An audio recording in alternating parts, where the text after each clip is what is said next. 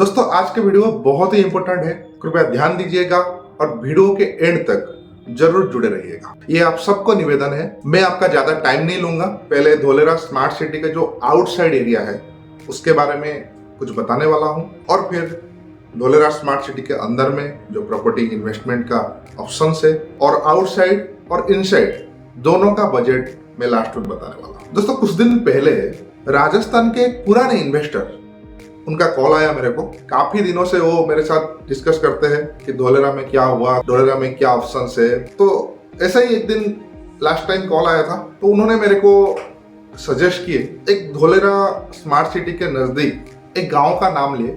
बोले कि वहां पर आप अपना प्रोजेक्ट क्यों नहीं बनाते हैं। तो मैं थोड़ा चौंक गया।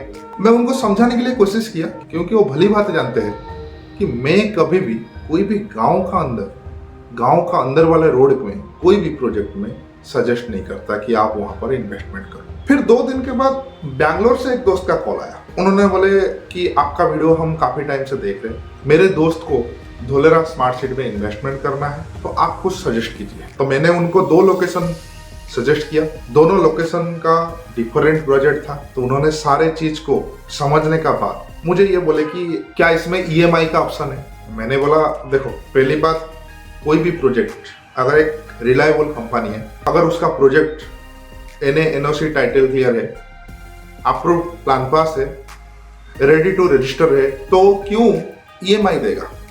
अगर EMI देगा तो विद इंटरेस्ट वो EMI देगा। तो उन्होंने मेरे को लास्ट में ये सब सुनने का बाद बोले कि मैं धोलेरा में पहले ही इन्वेस्टमेंट किया हूँ। धोलेरा के पास में एक गांव में, वहां पर मुझे 0% EMI में प्लॉट मिला है और वो एक नहीं 2 प्लॉट वहां पर किए। मैं बोला कितना टाइम हो गया। तो बोले कुछ ही महीना हुआ है और 2 साल का EMI मेरे को मिला है। मैंने बोला फिर अच्छा है, आपका दोस्त को वहीं पर सजेस्ट कर लीजिए, फिर आपको वहां पर जमेगा। बोले नहीं, वहां पर आप कुछ सजेस्ट कीजिए, कुछ दूसरा लोकेशन में हमको चाहिए। तो मैंने बोला आपको तो दोनों लोकेशन दे दिया। बोले हमारे बजट से थोड़ा बाहर जा रहे हैं और आप हमको उतना टाइम नहीं दे रहे। तो फिर मेरे को काफी कुछ कन्विंस करने के लिए कोशिश की। मैंने बोला जो है वो है। अब मेरे हाथ में ऐसा कुछ नहीं है कि आपको मैं चाहूँ तो दे दूं। जो सबके लिए वो आपके लिए भी है। हमारा प्रोजेक्ट रेडी टू रजिस्टर है। आप चाहे तो आज पूरा पेमेंट देके कल आप रजिस्ट्रेशन भी करा सकते। तो फाइनली उन्होंने बोले कि नहीं होगा हमसे। तो ऐसा कुछ हम तलाश में है जहां पर लंबा टाइम का EMI मिले, वो भी 0% EMI। फिर मैंने बोला ऐसा कोई दे सकता है तो आप देख लीजिए। मैं तो कभी सजेस्ट नहीं करूंगा, ना आपको सजेस्ट करूंगा, ना मेरा फ्रेंड सर्कल, मेरा इन्वेस्टर लोगों को, किसी को भी ये चीज तो मैं बोलूंगा भी नहीं कि आप ऐसा चीज में आप लीजिए। पहली बात, मेरा फोकस हमेशा ये रहता है हाईवे टच प्रोजेक्ट हो। अगर थोड़ा अंदर में है तो हाईवे से ज्यादा अंदर ना हो, ज्यादा से ज्यादा 1 किलोमीटर अंदर, वो भी अच्छा रोड होना चाहिए। दूसरा बात, उस लोकेशन में ओनली रेसिडेंट्स ना हो, कुछ कमर्शियल प्रोजेक्ट भी होना चाहिए। नहीं तो क्या होगा, जब फ्यूचर का बात आएगा तो आपको जब रीसेल करना होगा बड़ा दिक्कत होगा। क्योंकि आप एक ऐसे जगह में इन्वेस्टमेंट किए हैं, चारों तरफ कहीं भी देखो खाली घर ही घर।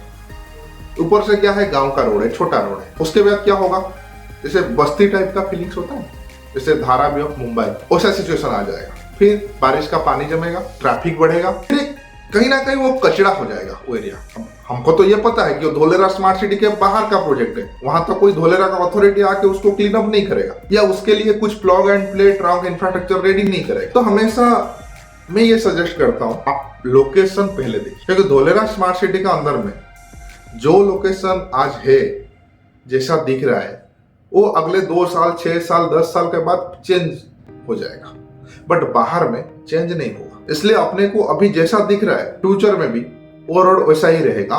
रोड अच्छा मरम्मत हो सकता है, लेकिन रोड जितना होगा उतना ही रहेगा। गांव का रोड गांव जैसा रहेगा, हाईवे जैसा रहेगा।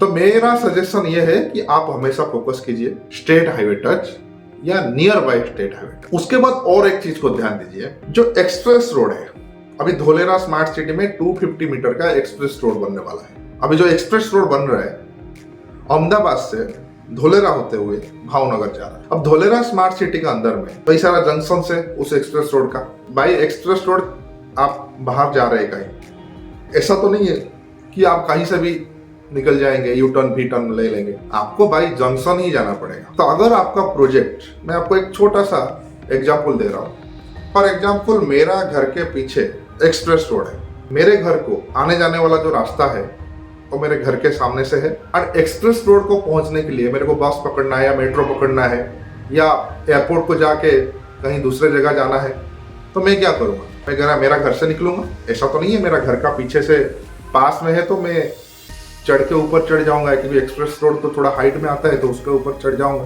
अगर चढ़ भी गया, कोई गाड़ी तो मेरे लिए आके रास्ते में नहीं रुकेगा। ये तो कोई ऐसा आम सिटी नहीं है, स्मार्ट सिटी है, हर जगह सेंसर्स लगे रहेगा, धोलेरा का एक एक्ट है, उसी नियम का हिसाब से स्मार्ट सिटी में आना जाना रहेगा। तो मैंने मेरा घर के सामने से जाऊंगा जहां पर जंक्शन है और मेरा डेस्टिनेशन को पहुंच जाऊंगा। अगर मेरा घर से और मेरा डेस्टिनेशन जो जंक्शन है अगर 20 मिनट लग रहा है, मतलब मैं किसी अंदर वाला रास्ते में हूँ, तो वहां तक जाने के लिए मेरे को इतना काफी टाइम लग रहा है। बात ये देखना है कि मेरा घर से मेरा जो आने जाने वाला जो जंक्शन है, मेरा नियरेस्ट जंक्शन डायरेक्ट होना है। अगर ऐसा किसी लोकेशन मिल रहा है तो यकीन मानिए वो सबसे बेस्ट लोकेशन है। तो धोलेरा स्मार्ट सिटी के अंदर में कुछ जंक्शन है, कुछ डायमंड जंक्शन है, कुछ राउंड सर्कल का जंक्शन है जहाँ पर मेट्रो स्टेशन आएगा, मेट्रो जंक्शन भी बोलते हैं उसको। धोलेरा स्मार्ट सिटी का बाहर का बात करूं, क्योंकि हम लोग अभी स्मार्ट सिटी के आउटसाइड प्रोजेक्ट के बारे में, इन्वेस्टमेंट के बारे में बात कर रहे हैं, उसका लोकेशन का ऊपर। तो मैं अगर बाहर का बात करूं तो स्मार्ट सिटी के सबसे नजदीक पिपली जो एरिया आता है, वहां पर पिपली जंक्शन होने वाला है, जहां से धोलेरा इंटरनेशनल एयरपोर्ट को एक रोड रहेगा और एक बाईपास पिपली टू हैदरा एक रोड रहेगा। जो लोग विजिट किए होंगे उनको पता है कि वो रोड में हम अभी जब धोलेरा जाते हैं तो उसी रोड में जाना आना करते हैं, बाई पिपली होके टाउन प्लानिंग 1 को एंट्री करते हैं। फ्यूचर में वहां पर एक जंक्शन बन जाएगा। तो धोलेरा स्मार्ट सिटी का अगर हम बात करें तो एक बाहर में पिपली जंक्शन है और अंदर में आप जितना भी जंक्शन है उसके साथ डायरेक्ट कनेक्शन, कम्युनिकेशन होना चाहिए। आप धोलेरा जंक्शन को ले लीजिए, TP2, वहां पर सिटी सेंटर आएगा, knowledge and IT, ABCD building जहां पर है वहां पर आएगा। वहां पर एक सीधा सा रोड जा रहा है धंधुका तरफ, 55 मीटर का रोड, मतलब 180 फीट का रोड। कितना 5 मिनट 10 मिनट, कहीं घूमने का नहीं है, सीधा सीधा जाके जंक्शन में। अगर उसी रूट में आप बाहर में हाईवे टच प्रोजेक्ट किसी में आप इन्वेस्टमेंट करते हैं, पिपली का बात करता हूँ, वहां पर कोई भी नजदीक प्रोजेक्ट में आप इन्वेस्टमेंट करते हैं तो direct to Pipli junction, by Pipli junction आप एयरपोर्ट को जा रहे, बाई पिपली जंक्शन आप अहमदाबाद, वडोदरा, आप कहीं भी जाना आना। तो कम्युनिकेशन पहले सबसे जरूरी है, क्योंकि आज का टाइम का जैसा रोड है वो इन फ्यूचर ऐसा ही रहेगा जैसे मैंने बोला। तो हमको वो फोकस करना है। पहली बात तो हम क्यों इन्वेस्टमेंट करते हैं धोलेरा स्मार्ट सिटी के बाहर में? इसलिए कि हमारा बजट कम है। अगर 10 लाख का अंदर में हमारा बजट है तो अपने को धोलेरा स्मार्ट सिटी का अंदर में कुछ भी नहीं मिलेगा, अपने को इसीलिए बाहर जाना पड़ता है। लेकिन पैसा कम बजट का चक्कर में हम कहीं ना कहीं किसी ने भी कोई भी लालच दे दिया, बाय 1 गेट 1 फ्री, 0% EMI, तो हम क्या करते हैं उसमें चले जाते हैं, फिर बाद में पछताते हैं। तो लालच का चक्कर में मत रहिए। आपका बजट का अंदर में अच्छा लोकेशन में प्रोजेक्ट अवेलेबल है। जानकारी चाहिए तो मुझे कॉल कीजिए, मैं आपको उसके बारे में डिटेल्स और समझा दूंगा। कभी भी कोई भी टाइम में मेरे को फोन कर सकते हैं दिए गए नंबर। घर में बैठ के नहीं, आके देखिए, विजिट कर लीजिए, फिर आपको पता चला है कि मैं अगर इस एरिया में ले रहा हूँ तो यहाँ से वहां तक कितना डिस्टेंस है। ये बात को हमेशा ध्यान रखिएगा। तो मैं नहीं चाहता हूँ कि किसी का इन्वेस्टमेंट फालतू में जाए। अभी भी बहुत लोगों का कमेंट आता है कि धोलेरा में इन्वेस्टमेंट करके हम लोग फंस गए।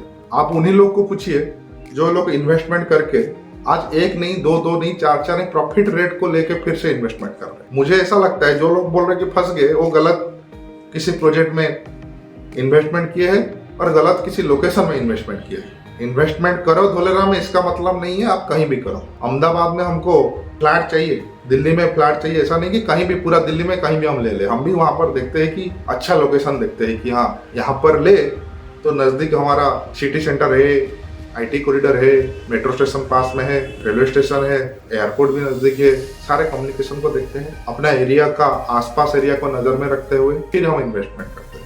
बैंगलोर में जो दोस्त मुझे कॉल किए थे, मैं उनको फाइनली ये भी बोला, अगर आप EMI ऑप्शन में कुछ लेना चाहते हैं तो आप स्मार्ट सिटी के अंदर में जाइए।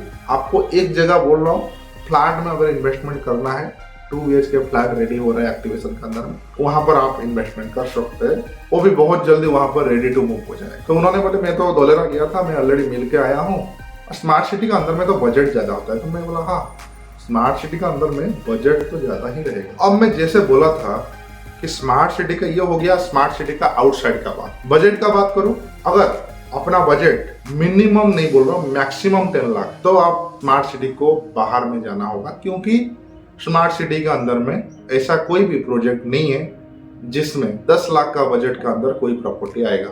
बाहर में इन्वेस्टमेंट कर सकते हैं, लेकिन मैंने जैसे सजेस्ट किया, मैंने जैसे लोकेशन का बात किया, उसी हिसाब से आपको जाना है, नहीं तो आप गलत रास्ते में जा सकते हैं, आपका इन्वेस्टमेंट डेड भी हो सकता है। और स्मार्ट सिटी का अंदर में अगर हम बात करें, स्मार्ट सिटी का अंदर में मिनिमम से मिनिमम इन्वेस्टमेंट अमाउंट आज का टाइम में 38 से 40 लाख, अगर हम रेसिडेंटल प्लॉट में इन्वेस्टमेंट कर रहे हैं तो। हाँ, आपका बजट अगर 2.5 CR से ऊपर है तो मैं आपको स्पेशल ये सजेस्ट करूंगा, ये सारे चीज को माइंड में नहीं लेके आपको डायरेक्ट बल्क लैंड में इन्वेस्टमेंट करना चाहिए, क्योंकि bulk land direct farmer land होता है, इंडिविजुअल लैंड होता है, सारे डॉक्यूमेंट चेक करने के बाद वो आपके नाम में ट्रांसफर हो जाता है और उसका बेनिफिट सबसे ज्यादा धोलेरा स्मार्ट सिटी। बाकी आज के लिए इतना ही, फिर मिलते हैं एक नया टॉपिक के साथ, कुछ नया अपडेट लेके मैं आऊंगा खूब जल्दी। तब तक जय हिंद, जय भारत।